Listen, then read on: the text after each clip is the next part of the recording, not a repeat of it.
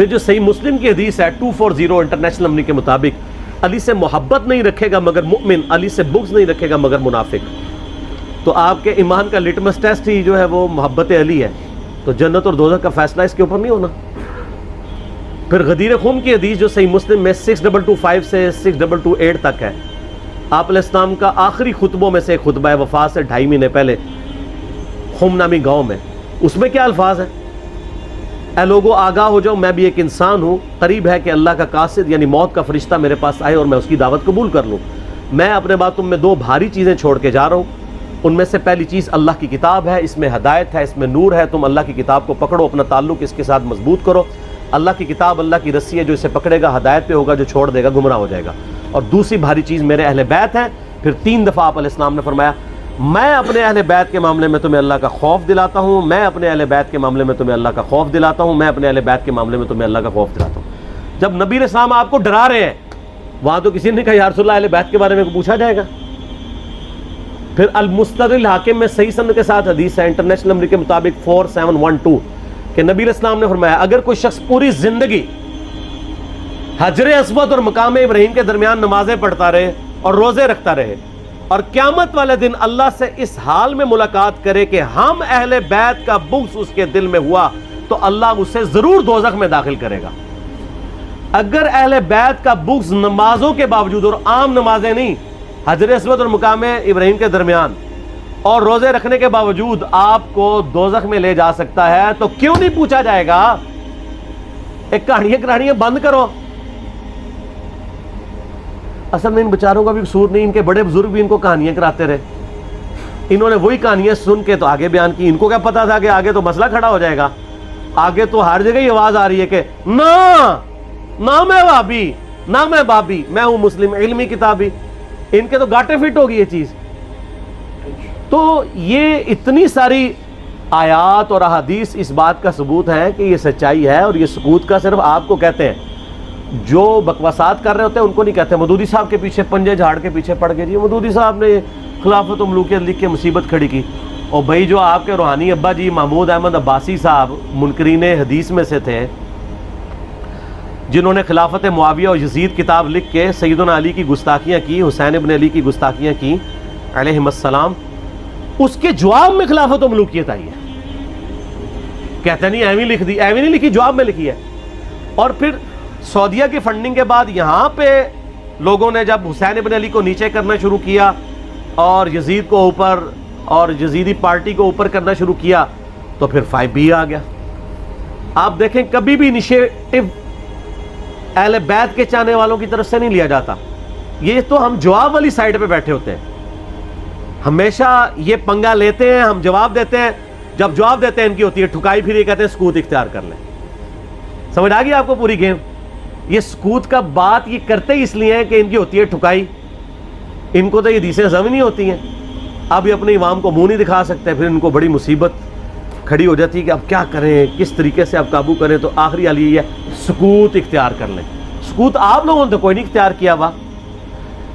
آپ کے سامنے جب صحابہ کرام کی توہین ہوتی ہے تو آپ کیوں شیعہ کو سمجھاتے ہیں؟ سکوت اختیار کریں نا. کون سا آپ سے قیامت دن پوچھا جائے گا؟ یہ میں الزامی طور پہ بات کر رہا ہوں. اور آپ کے بڑے بزرگ سیدنا علی اور حسین ابن علی کی گستاخیاں کریں، ان سے اپنے بغض کا اظہار کریں. جب ہم ان کو سمجھائیں تو ہمیں کہتے ہیں آپ سکوت اختیار کریں. تو سر یہ 2 نمبر پالیسی چھوڑ دیں. میں نے پہلے بھی ان کو کہا ہے کہ لوگ گھاس کھانا چھوڑ چکے ہیں. پہلے لوگوں کو آپ نے بے زبان بھیڑے بنایا ہوا تھا، اب لوگوں کے ہاتھ میں قرآن و حدیث آ گیا. اور اس ریسرچ پیپر کے بعد تو یقین کریں ان کے پلے کوئی شے نہیں رہی ہے. یہ ریسرچ پیپر آپ ضرور منگوا کے پڑھیں. ایکسٹرا آرڈنری ریسرچ پیپر ہے. انشاءاللہ آپ کو معاملات کلیئر ہو جائیں گے انشاءاللہ تعالیٰ. ٹھیک ہو گیا؟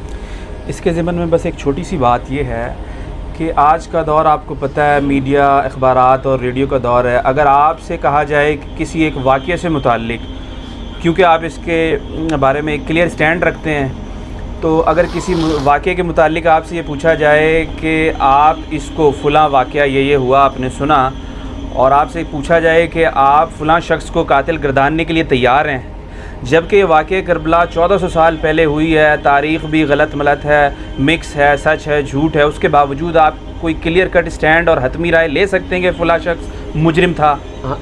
مجرم کا مسئلہ ہی نہیں ہے. یہ دیکھیں بڑا انہوں نے رخ بدل دیا ہے. ہم تو مجرموں کو اسپیسیفائی اس طریقے سے کرنا ہی نہیں چاہتے ہیں. اس سے تو غرض ہی نہیں ہے. ہم تو اس واقعے کے پس منظر اس کے ایفیکٹس کو ڈسکس کر رہے ہیں. مثال کے طور پہ آپ اسے سمجھیں کہ مسلمان 10 ذوالحجہ کو سنت ابراہیمی پوری کرتے ہیں, تو کیا ہم 10 ذوالحجہ کے کانٹیکسٹ میں یہ ڈسکس کرتے ہیں کہ جو مینڈا قربان کیا تھا ابراہیم علیہ السلام نے وہ کتنے کلو کا تھا, یا اس کے سینگ کتنے تھے, ان کا کلر کیا تھا, یا جب انہوں نے ذبح کیا تھا تو اس کے کتنے حصے کیے تھے, کتنی کتنی بوٹیاں بنائی تھیں, اس کو بھون کے کھایا تھا یا سٹیم روسٹ کیا تھا, یہ ڈسکس کرتے ہیں. یہ انٹرسٹ کی چیزیں ضرور, اصل چیز ہم اس تھیم کو فالو کرتے ہیں کہ ابراہیم علیہ السلام نے اللہ کے لیے قربانی دی. واقعہ کربلا اس سے ریلیٹڈ نہیں ہے کہ جی ان کے اوپر پانی بند ہو گیا, ان کے اوپر ظلم ہوا, کتنے بندے شہید ہوئے, یہ سیکنڈری چیز ہے.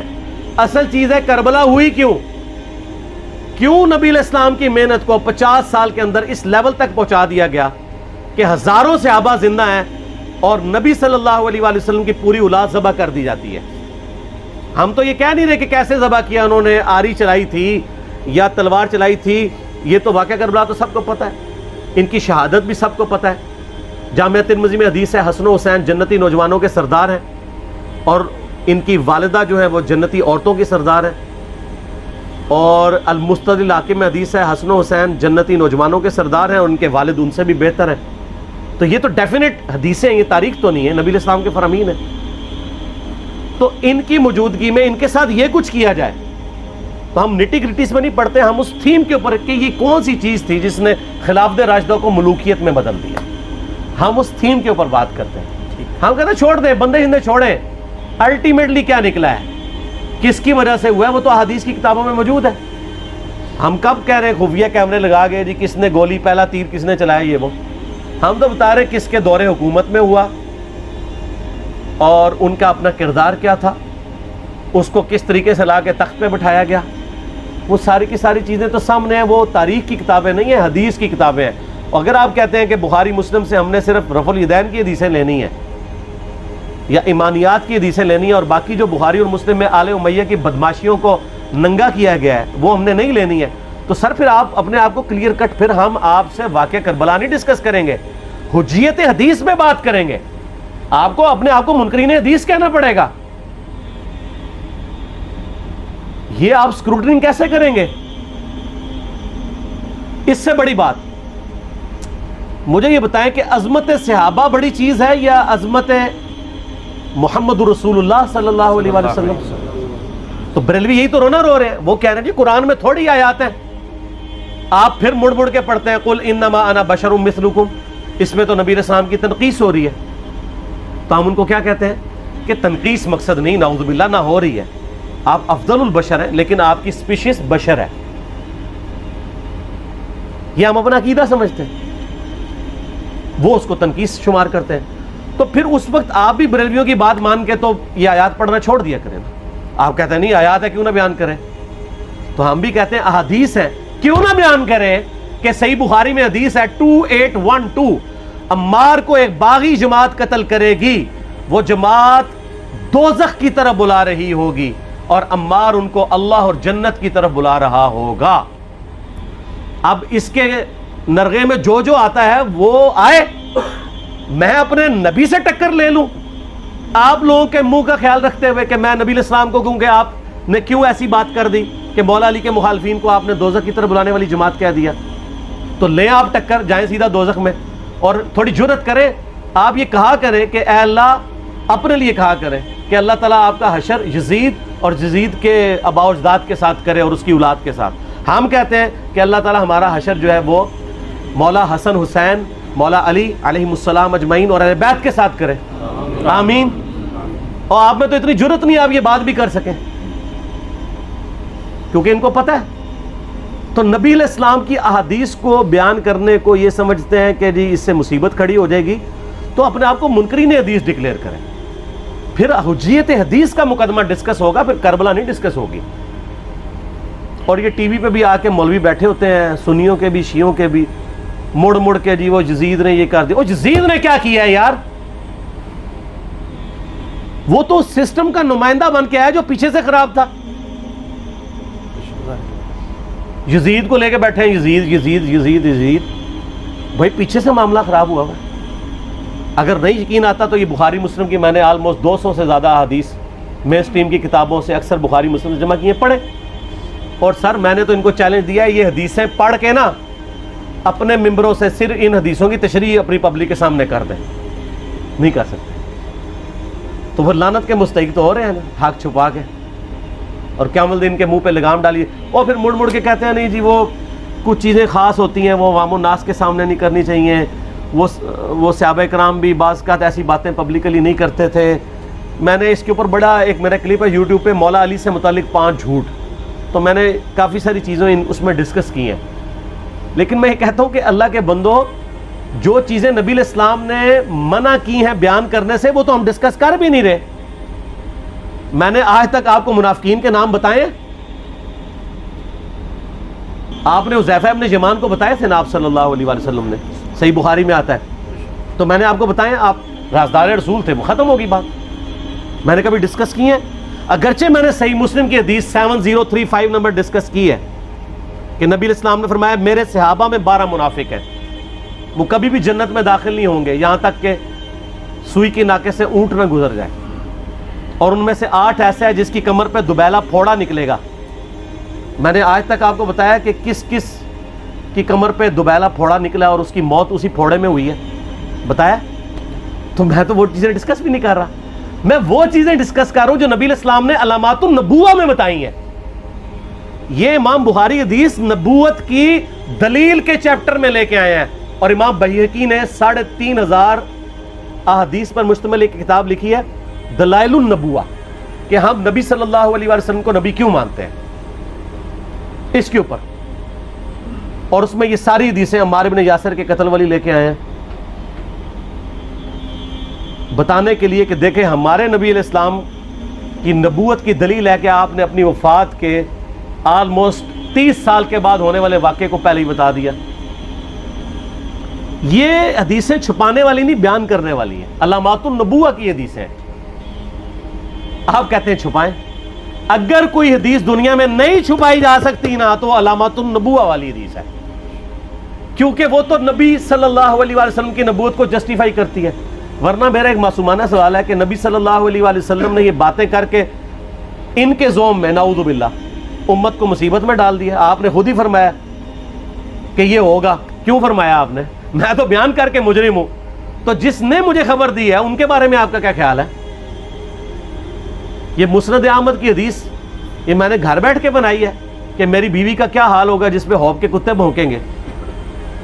تو سیدہ عائشہ سے مجھ سے زیادہ نبی علیہ السلام کو محبت تھی، لیکن آپ اللہ کے پیغمبر تھے، آپ نے اپنے گھر کی خبر بھی نہیں چھپائی، بتا دی کہ یہ ہوگا. اور اس سے بڑھ کے آپ صحیح بخاری میں دیکھیں عمار ابن یاسر کا خطبہ ہے.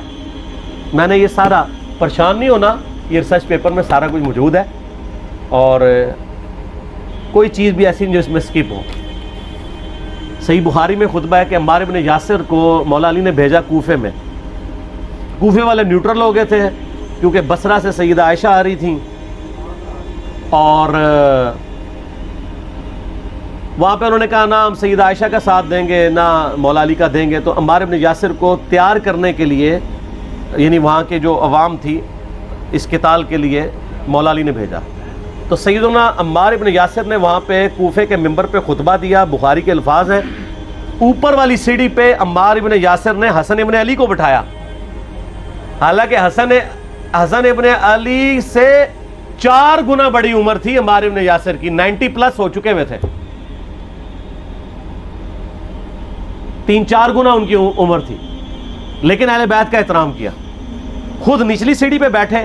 بخاری کے الفاظ ہیں کہ اے لوگو اللہ نے تمہیں آزمایا ہے، ایک طرف دنیا اور آخرت میں تمہارے نبی کی بیوی ہیں سیدہ عائشہ، دنیا اور آخرت میں، یعنی عزت اپنی جگہ قائم. یہاں لوگ سمجھتے ہیں کسی کی غلطی آ گئی تو پتہ نہیں کیا ہو گیا. وہ یار اس کا مرتبہ اپنی جگہ ہے، غلطی اپنی جگہ ہے، پیغمبر نہیں ہے وہ. اور دوسری طرف علی ابن ابی طالب ہے. اللہ اب دیکھے گا تم عائشہ کی اطاعت کرتے ہو یا اللہ کی. علی کی نہیں، اللہ کی. کیوں؟ یا ایھا الذین آمنوا اطیعوا اللہ و اطیعوا الرسول و اولی الامر منکم. ان کا اولو الامر مولا علی ہیں، ان کی اطاعت واجب ہے. یہ اللہ نے آزمایا ہے کہ اللہ کی اطاعت کرتے ہو یا عائشہ کی. اور آپ حیران ہوں گے، یہ حدیث امام بخاری حضرت عائشہ کی فضیلت والے چیپٹر میں لے کے آئے ہیں. اگر امام بخاری مشورہ کر لیتے نا ناسبیوں سے تو انہوں نے کہا تھا سر آخری صحیح رکھو، پچھلے والا رہن دو، بلکہ پچھلے والا رکھو آخری والا رہن دو. کہ عائشہ دنیا اور آخرت میں، وہ حدیث گھٹنے کا میں آپ کو طریقہ بتاتا ہوں، کاٹ چھانٹ کرنے کا. وہ آدھی حدیثیں لکھتے ہیں نا، آدھی حدیث ایسے لکھتے ہیں امام بخاری کہ سیدہ عمار ابن یاسر نے خطبے کے دوران فرمایا کہ سیدہ عائشہ دنیا اور آخرت میں تمہارے نبی کی بیوی ہیں، بس. لیکن امام بخاری نے پوری حدیث لی ہے، آگے وہ بھی ڈالا ہے کہ اللہ آزما رہا ہے کہ عائشہ کی اطاعت کرتے ہو یا اللہ کی، جیسے آپ کے علماء کر رہے ہیں. صحیح مسلم کی حدیث 6488 آدھی بیان کرتے ہیں سارے مولوی، بریلوی، دیوبندی، اہل حدیث سب. میرے صحابہ کو برا مت کہو، اگر تم میں سے کسی نے احد پہاڑ کے برابر بھی سونا خیرات کر دیا اور میرے صحابہ نے ایک مد یعنی 600 گرام خیرات کی، آدھا کلو، اس کے آدھے کو بھی نہیں پہنچ سکتا بس. حالانکہ یہ مسلم کی حدیث سٹارٹ اس سے ہوتی ہے کہ عبد الرحمن بن عوف کو خالد بن ولید نے گالیاں دی جھگڑے کے دوران. حالانکہ دونوں مسلمان تھے، دونوں صحابی تھے. آپ نے حضرت خالد بن ولید کو بلا کے ڈانٹا، فرمایا تم میرے صحابہ کو برا مت کہو. تو خالد بن ولید نے تو آگے سے نہیں کہا حضور میں بھی صحابی ہوں. ان کو پتا تھا کہ عبد الرحمن بن عوف نے اس وقت اسلام قبول کیا جب اسلام کا مطلب تھا مار، تکلیف اٹھانا، اور خالد بن ولید نے گولڈن پیریڈ میں صلح حدیبیہ کے بعد اسلام قبول کیا. فرمایا تم لوگ یہ کر رہے ہو، تم لوگ اگر احد پہاڑ کے برابر بھی سونا خیرات کر دو، یعنی صلح حدیبیہ کے بعد والے لوگ میرے ان کے برابر نہیں ہو سکتے.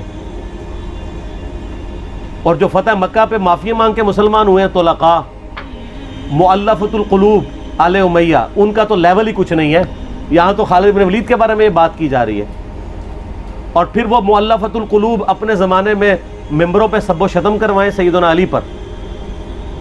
تو سب سے پہلے تو ان کو کہنا چاہیے جن کے بارے میں حدیث تھی کہ تم صحابہ کو گالی مت دینا.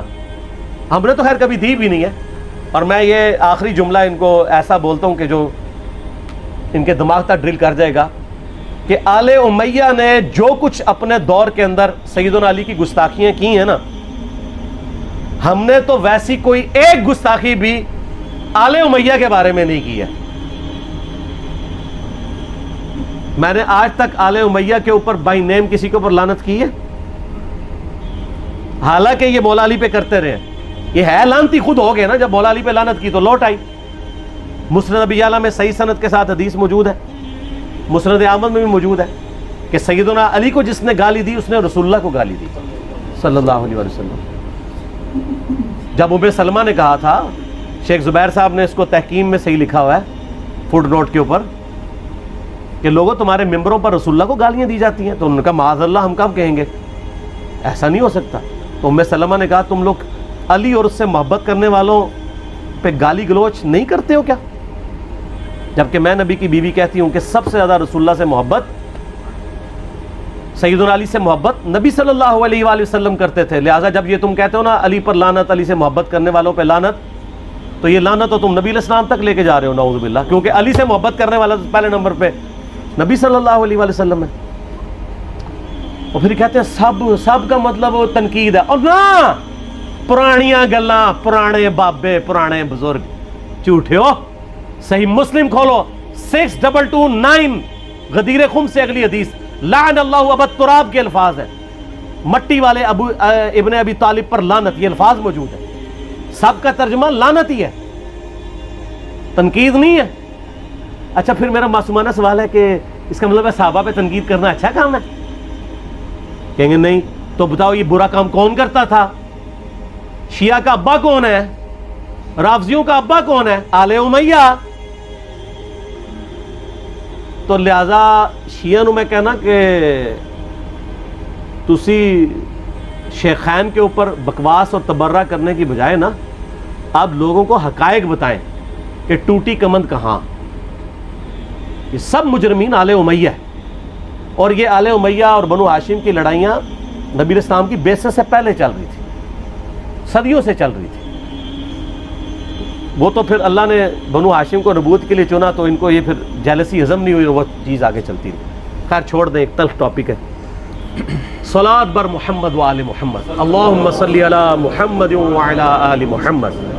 ٹھیک ہوگا.